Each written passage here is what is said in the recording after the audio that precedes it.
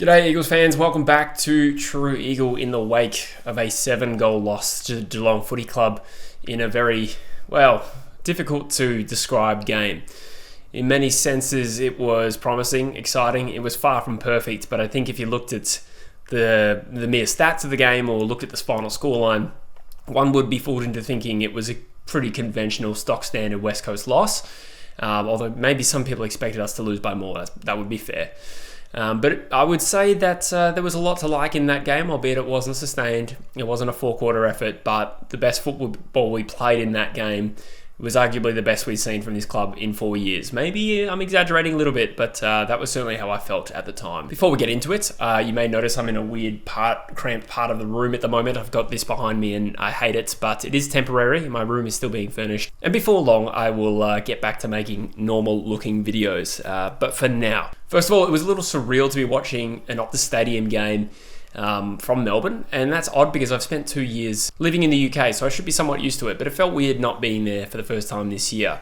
And the atmosphere looks great. Those who went, you did a great job, and I think 42,000 people. The amount of people still going to West Coast games is something that we should be proud of, but further to that, the boys put in a really good effort that I think is worthy of being proud of. So it starts off in pretty unconvincing fashion, and perhaps this is a little bit of scar tissue from being an Eagles fan over the last 4 years, because sometimes when games start like that, I certainly get worried that they're going to continue like that, because there has been cases of that in the past, albeit not too much this year, to be honest, save for one or two performances where we were pretty poor for 4 quarters. For the most part, there's been a glimmer of something at any given stage of a game.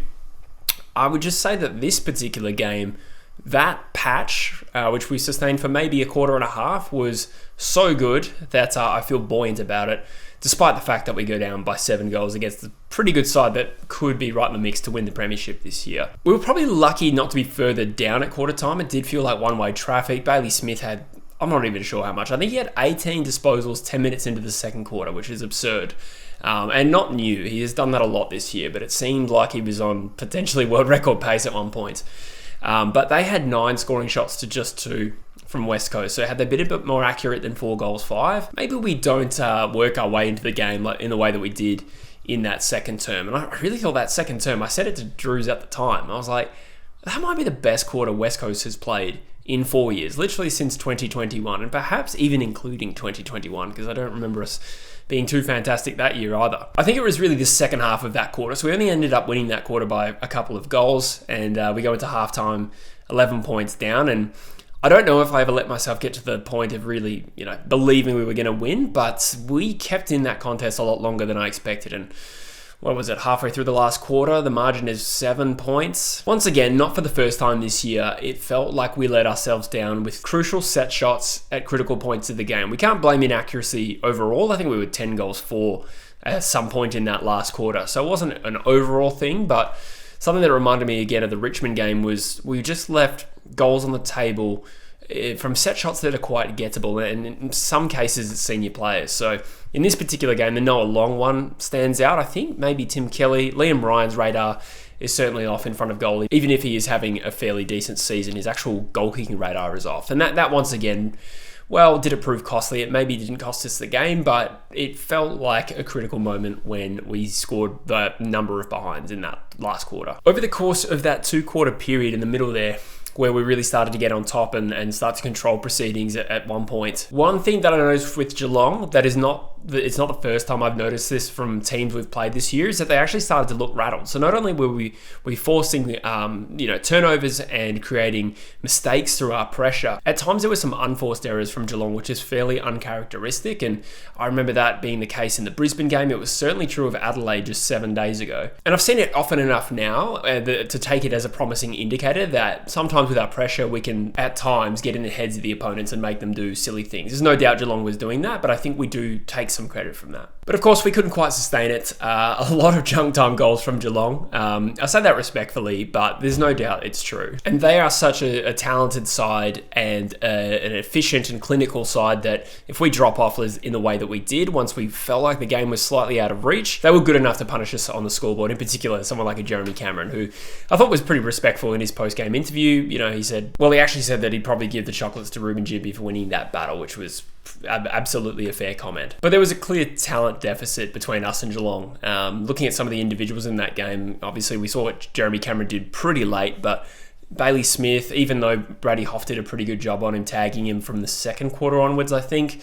Max Holmes, you know, you give him a slight yard of space and he'll just turn that into about 20 metres very, very quickly. We just don't quite have that talent that Geelong do, and certainly not mature talent that they do. And to be honest, I don't really blame us for that at this current point in time. There's a couple other aspects to this game that are kind of pleasing. So we were the youngest team in the competition this week and the least experienced as well. I've talked about it already, but as I said at the start of the year, if you told us Gov, Waterman and Yo were going to miss substantial amounts of footy this year, I would have thought we were screwed, but we keep improving regardless of those guys in the side, which is a great indicator of our list progression as well. So as I said, once again, the youngest and least experienced. We're not the youngest and least experienced every week, but with those guys out of the team, our average games experience was 73 to 120 from Geelong.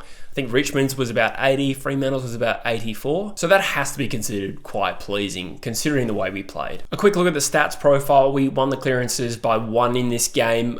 We got smashed out of the centre, but around the ground, the stoppage clearances is where we bested them, so we were +1 in that stat. We did lose the contested ball by 9, but we won the uncontested ball count, which would have to be the first time we've done that this year. I don't actually remember, but normally that's where we get truly slaughtered on the outside because we just can't control the footy. And I don't know how well we controlled the footy for periods throughout this game, but what we did do was find each other with forward hand passes to get out of trouble, and I thought the way we used the ball by hand allowed us to rack up a few more uncontested possessions. So that just indicates a little bit of growth in that area as well. I don't think we would necessarily use the ball in an outstanding fashion by any stretch, but we did have moments, and certainly in front of goal, save for those set shots that I mentioned earlier, we were fairly clinical. There's a lot of individuals to give credit to in this game. I thought Oscar Allen was huge. Against the flow, he kicked a couple of early goals. There was a good tackle in the middle of the ground. A great goal assist to Noah Long. That was arguably the highlight of his game for me as well. So great to see him regain some confidence. And regardless of what your thoughts are on where Allen's going to be next year, him playing good football is just a great result for him and the footy club. So that was really pleasing. Who else we see? I thought Liam Baker probably played his best game for West Coast as well. He's been pretty rock solid all year, but yeah, he can be a bit of a turnover merchant, but who isn't at West Coast, right? There's certainly some things that Liam Baker can do at ground level with his ground ball game and his agility and his ability to get to balls that other players can't and get out of traffic like that. I thought he was absolutely outstanding. Would probably be my best on ground for us. Ruben Jimby did a great job on Jeremy Cameron. We talked about that. At least one of Cameron's goals wasn't on him, but generally speaking, I don't remember how many Cameron kicked on us last year when they beat us in the final round, but I certainly don't remember Jimby playing that well on him, and it just sort of underscores his progression as a defender this year. Elijah Hewitt and Harley Reid were both equal top for clearances in this game. I can't remember who the third one. I think it was Max Holmes from memory, but either way, to see those guys pretty prolific with their clearance numbers and a much more even four-quarter performance from the pair of them. I think Reid had 19 and a goal. Another player who missed a set shot, in fairness. Hewitt kicked an unreal goal, had 20 possessions, and it felt like he was present for all 4 quarters as well. So to win 7 clearances is a really good sign, and it's nice to see them combining and playing well at the same time. And there's a couple of senior players that get a little bit maligned by West Coast fans in general. I thought Tim Kelly probably played his best game as a half forward so far this year with a goal and 19 touches, if I'm not mistaken. I thought Tom Cole was pretty good as well. And Brady Hoff, I'll give a shout out to, played the selfless role of tagging Bailey Smith. And Bailey Smith still had huge numbers, but I don't think he was quite as damaging as he was in the first half. Some other general improvements I've seen from West Coast this year over the last, particularly maybe the last 6 weeks, again, since those Geelong and Carlton losses. Feels like the midfield mix is far more effective than it was previously. Getting some more exposure into Tyler Brockman in that role, and Liam Ryan spending some time at the centre bounce as well has been great. We've seen Harley slowly lift his clearance numbers. Didn't have a quick start to the year, Harley, and Elijah, of course, as well. he has been a pretty strong influence in that group. So just as a general mix, it's not as much of an Achilles heel as it was in the opening month of the season. A forward half turnover game is really strong. I'm not sure exactly where that stat sits, but I think there was a stat saying we were top 4 in the competition over so many weeks, again, since the GWS and Carlton games. It may have actually included the GWS game because for some reason we did really well in that stat. There was also the Hawthorn game where we did well in that stat. So we are starting to see a much more cohesive brand played more consistently throughout the 4 quarters and a lot less deviating to the old style under Simo in those moments of panic, which I suppose just comes with time, right? I think the rucks and their performances has improved. It's still not great, and Matt Flynn won the hit-out count, or at least he had the most on ground. And I have liked his around-the-ground work. He's a sort of player who can win you over and lose you in the same minute, but he's working hard, and it is just, generally speaking, an improvement on what we've come to expect at West Coast over the last few years. So even with Bailey in the side, he of course missed this game. I'm somewhat, I suppose relief is the word. I guess I'm relieved that we've seen some improvement in that aspect too. We're also third for pressure acts over the last 5 weeks. Again, the pressure act stat can be a little bit funny. I'm not sure what to make of it, but when you look at the pressure rating that you see throughout games, we're no longer embarrassingly low for that, and at times we're actually probably outworking the opponent in terms of pressure. So again, we're just seeing the evolution of a game style, and it's even more satisfying when it's with a particularly young group. Now, I don't want to put the mockers on us, but I'm actually getting to the point now. We've seen a sustained improvement from West Coast here that I'm actually expecting to beat North Melbourne next week. They are a bit of a bogey side for us. Well, at least there's been games where we haven't played well and beaten them, but there's been games where they have been all over us in a lot of stats. Now, going back to the preseason game, which you can only take so much out of, it felt like they beat us in a lot of stats but did nothing with it. We ended up winning by a point. So I'm expecting anything in this game, but if you're just looking logically based on the improvement of performances now, we're seeing the best version of West Coast we've seen in 4 years. I think that is safe to say, despite the fact that we're 1-11. It doesn't really tell the tale of what we're seeing over the last month and a half. So we're a young side, we're going to be inconsistent. I really hope this isn't going to be an off day because this is really winnable for us against North Melbourne. At this stage, it looks like I'm going to be part of a live stream on the True Footy YouTube channel this weekend as North host West Coast in Bunbury, by the way, so make sure you tune into the True Footy channel for that.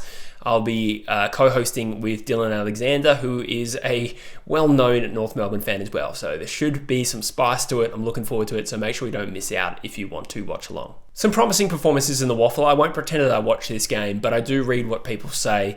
We went down by, I think, 27 points against Swan Districts, but some notable performances include Clay Hall having 30 and kicking 2. I don't know what his ball use was like in that game. I genuinely don't know, but those stats are pretty handy. And for a low possession team like us, it's nice to see him putting up strong numbers in the WAFL. Tom McCarthy had 29 on debut as well, and from the reports, stood out, to be honest. So I'd imagine he's a chance to come in against North Melbourne for a debut. It's entirely possible. I don't think Ryan Marrick or Tyrell Dew are indispensable from this team, so that will be an interesting thing to watch for next week. And Campbell Chesser made a long-awaited return to the WAFL side this week, and from reports as well, played possibly his best game at WAFL level with 22 and 8 tackles. So not sure what role he played, so perhaps you can let me know in the comments there. And I've been reading really good things about Rhett Bazzo as an intercepting defender, 19 touches, 8 marks for the WAFL Eagles. So again, if you watch those games, please let us know in the comments if you have any other thoughts, but it seems like there's a bunch of players there putting in either sustained good efforts or at least a chance to come in next week. So that will do me for this week on the True Eagle channel, guys. Still finalizing my routine here. Still trying to furnish my bedroom, so we'll see how often I can do this, but I will certainly be on the True Footy YouTube channel this weekend for North Melbourne West Coast, and of course I will be doing a review of that game as well. So for now, let me know in the comments what you guys thought. I'll see you in the next one. Up the Eagles.